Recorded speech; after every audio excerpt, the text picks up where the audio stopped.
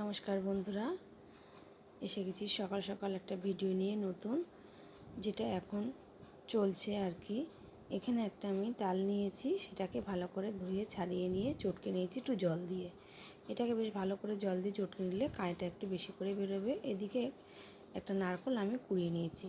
তাল ক্ষীর হবে, তাতে নারকেল তো পড়বেই, নারকেল দিলে টেস্টটা আরও বেড়ে যায়।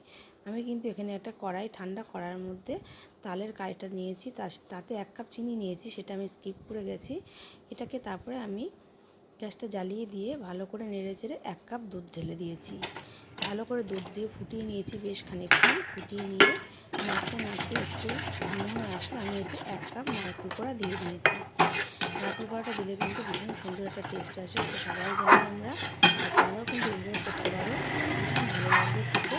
এবার এটাকে বেশ ভালো করে 5 থেকে 7 মিনিট আমি কড়াইতে ভালো করে অনবরত নেড়ে গেছি, যাতে কড়াইয়ের তলায় না লেগে যায়। তারপরে কিছু বাদাম আমি কুচিয়ে রেখেছিলাম, আলমন্ড বাদাম আর কাজু দিয়ে ভালো করে এটাকে কুচিয়ে রেখে আমি ঢেলে দিয়েছি এই তালক্ষীরটার মধ্যে। তালক্ষীরটা বেশ ঘন হয়ে এসছে, দেখতেই পাচ্ছ। নামিয়ে নেব। নামানোর আগে আমি আবার একটু নারকেল কোড়া দিয়েছি, দিয়ে এই যে আমার গপুর জন্য তুলে নিয়েছি আগে থেকে। এটা আমার গপু খাবে। কেমন লেগেছে অবশ্যই জানাতে ভুলো না।